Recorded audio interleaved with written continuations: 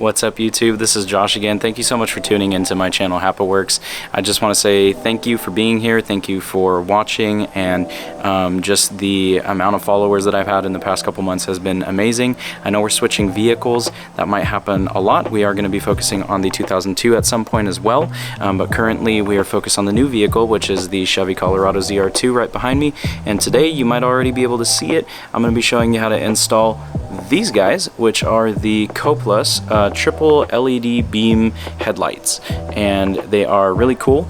So stick around for an install, for a review, and for some B-roll at the end. If you don't happen to have a ZR2 and you just have a regular Colorado, this install is going to be nearly identical, minus the fact that you don't have this entire big grill. Let me go this way.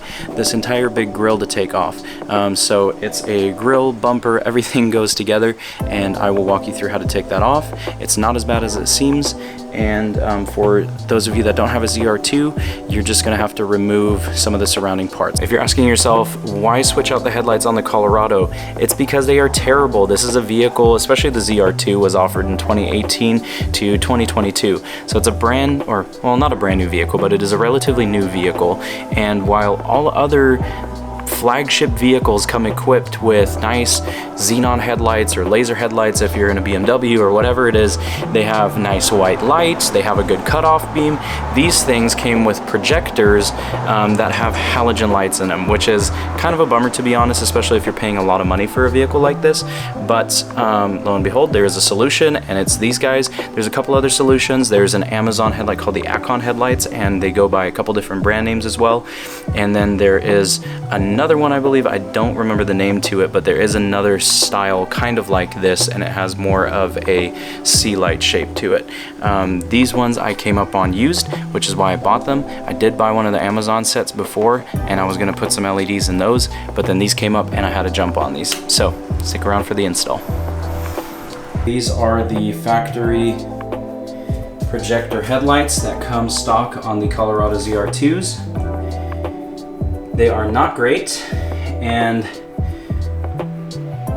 if you've ever sat in one, these things do not illuminate anything ahead of you whatsoever. So the first thing I'm going to do is mark out exactly where the beam pattern falls at a certain distance away from this wall. So I'm also going to mark where the front tires are right now with some blue masking tape, and that should give me a good goal to shoot for when I have the new headlights installed.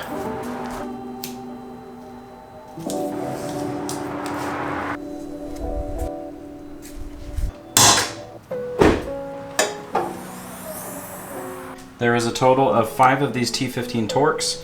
The T15 is going to be one of the most used sizes. So you got 1, 2, 3, 4, 5.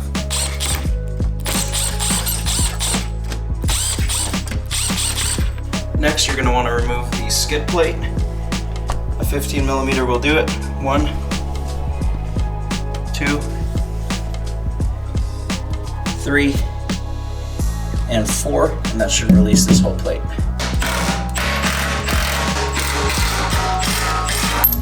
The back bolts, you actually don't need to remove them completely because it's slotted. That'll help you put it back on easier. Underneath, you're gonna have all the T15 Torques you could ever think of. You got 1, 2, 3, 4, 5, 6, 7, 8, 9, 10, 11, 12, just underneath to take off, and then we'll go into the wheel well.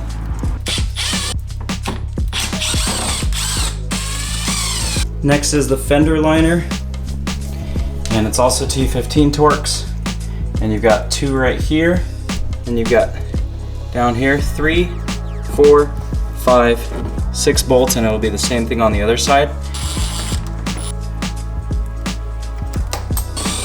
Make that 7, there's another one up here, and that'll help you pull the fender liner down. Now you can tuck the fender liner behind the wheel.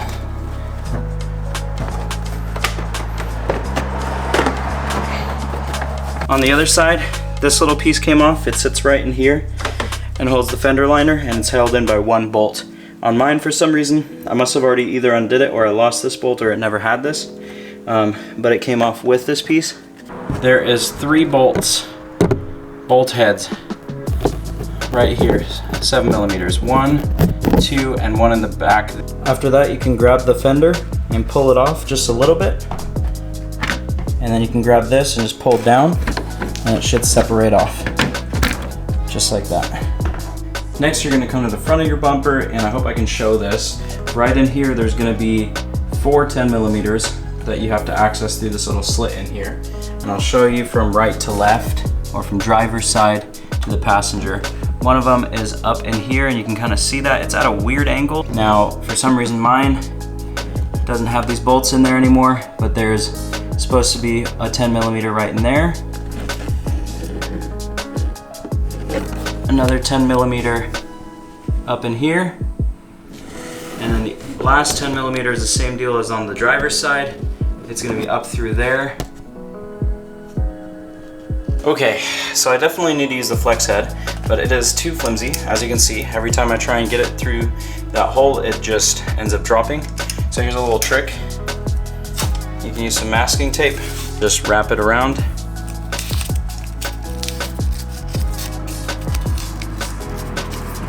And that still allows it to move around a little bit, and at least lets you get it onto the bolt.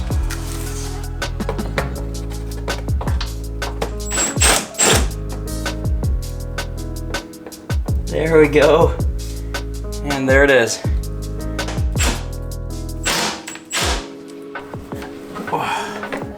There it is. There's this clip right here, and it's got 2 prongs, and that's what's still holding on the other side. No need, came off on its own. And now, that is the front bumper off. My car only has it on the passenger side, so yours might have it on the driver's side, but there's nothing here, but there's a little cover plate over here. It's another T15 Torx right up in here, and that should lift it out. There's gonna be 4 7 millimeters, one here, one right here, one right here, and one at the bottom down here.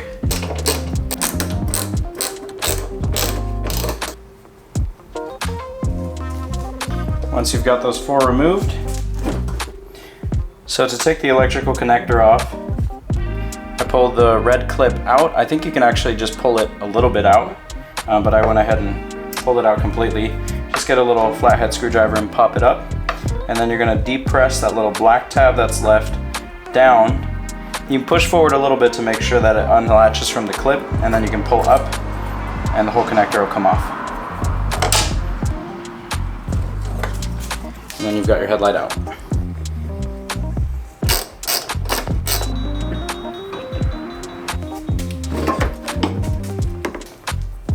Red clip does not have to come out, you just gotta pry it backwards a little bit to this position. And then you press on this portion right here. Here's a comparison of the stock headlights to the Coplus headlights.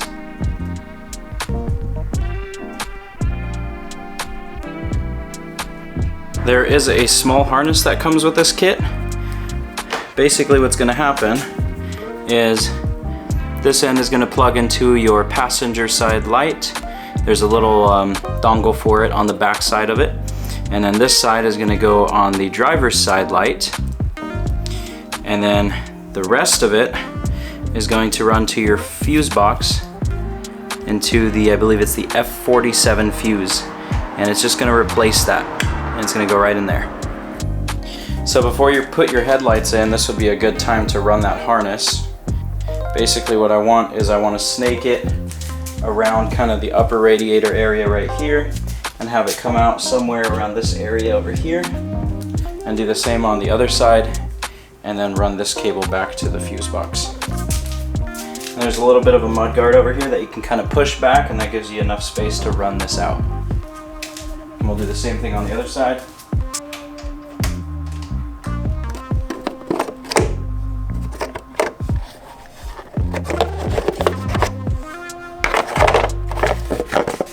You're going to want to find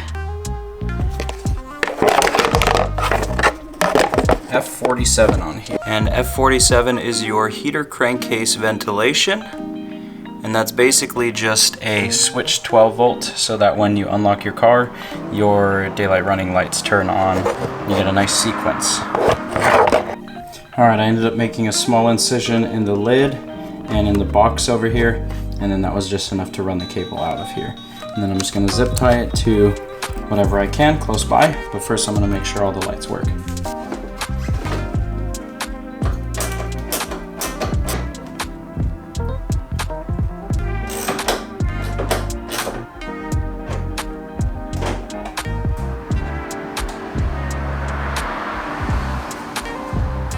Here they are, all installed with the front bumper back on.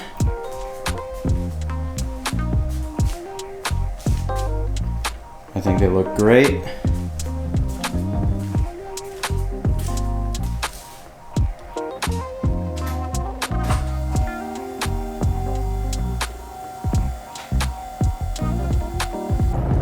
This is just the LEDs.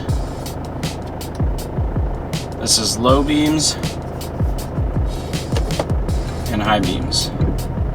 This is much better than what it was before. If you're needing to do any adjustments to the height of your headlight beam, there is a little knob down here. I'll see if I can show it to you.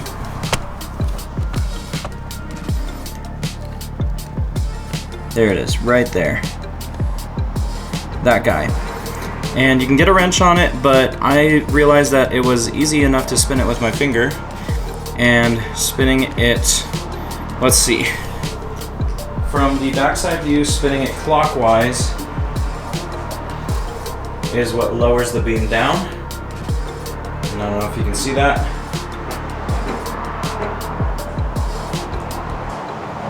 And there we go, that's exactly where I want it to be. So I also realized that because now it has a nice cutoff, it's really easy to see while driving that it's too high up.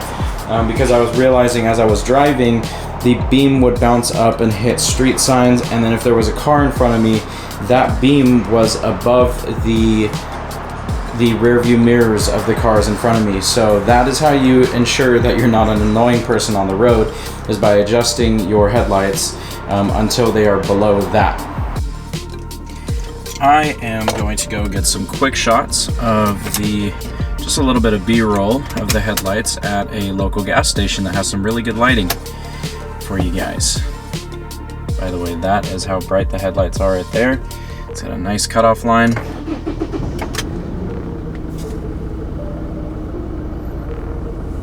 So, do I think you should get a pair of these headlights as well? Absolutely. If you can afford it, it's a great set of headlights, but it comes at a high price. I think retail on these is like $1,200 or $1,300. I know that as these trucks get older, there's probably going to be more pairs of these for used prices, which is what I purchased it for. So in that case, these are great headlights to purchase. I think they offer a couple of little extra benefits over, let's say, the Amazon ones. Obviously the OEM ones are terrible, so I think everybody should do something about those. The Amazon setup, I think everybody has had really good experiences with. The Acon headlights, I believe they're called, and then you put separate LED headlights, headlight bulbs in those, and that seems to work really well as well. This is just, I would assume, I would call this like a little bit more of a bougie upgrade in a sense. I do think it looks a lot better and more high class than the typical headlight with the C-shaped LED bar in it. That's a headlight that a lot of aftermarket vehicles run, and that's fine. I think they do look great. I do think that this gives it a little bit more of a premium look. So, and then you don't have to mess with switching out any extra bulbs. You've got the 3 bulbs, you've got the daylight running light, which I've heard is a little bit iffy with the Acons in the sense of like sometimes you can't run the DRL without having the headlights on or something like that. I just didn't really want to mess with that. Like I said, I did buy the Acon headlights first and I was going to put those on, and then these came up, so I returned the other ones. So yeah, I'm personally really happy with it, and super happy with the performance out of them. I can see a lot better now at night, and that alone is worth it. So yeah, I'm here at the gas station, so I'm going to cut to a little bit of B-roll for you.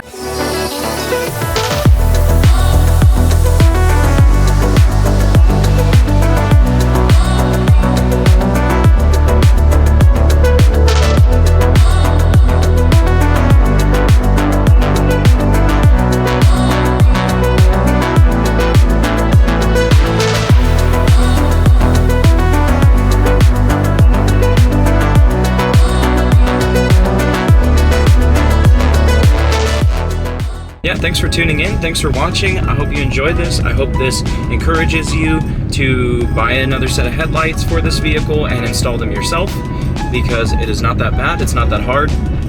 I think I watched a lot of YouTube videos and psyched myself out and thought this was going to be a really tough process, but the bumper actually does come off really easily, and it's not as bad as it looks. So hopefully you are encouraged by this and do this yourself.